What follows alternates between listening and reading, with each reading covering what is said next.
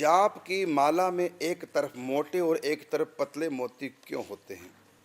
जाप किस तरह से शुरू करना चाहिए? ये माला जो है इसको सरपणी माला बोलते हैं।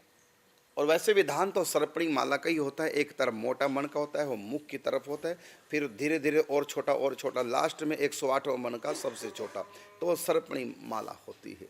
तो सरपणी माला का विधान है।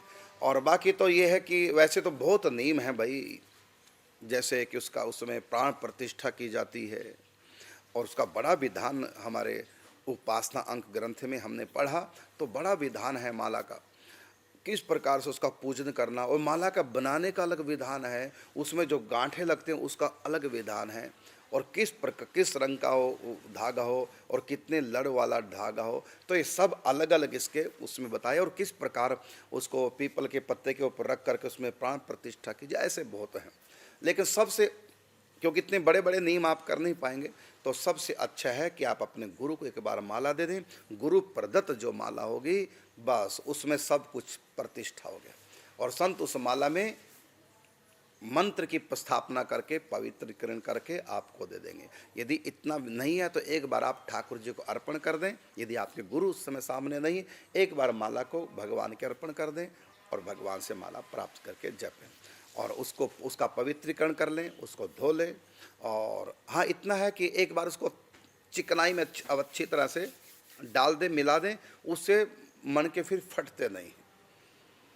तो इस प्रकार आप, ऐसा नहीं कि खाली गणना करने के लिए माला होती है। यदि खाली गणना करने के लिए माला है तब तो किसी भी वृक्ष की हो सकती है, लेकिन ऐसा नहीं है। अलग अलग माला का अलग अलग विधान है।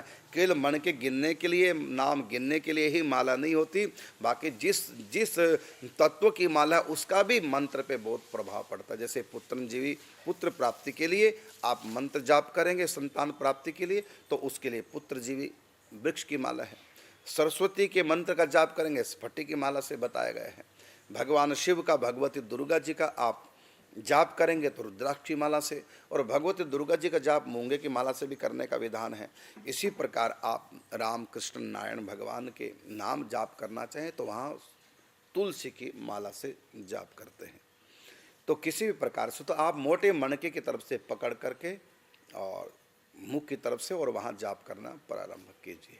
और फिर माला को पलटते हैं। जैसे हम पूंछ पर आ गए तो पूंछ से डायरेक्ट मुंह की तरफ मत जाइए, बल्कि वहाँ से माला को पलट लो।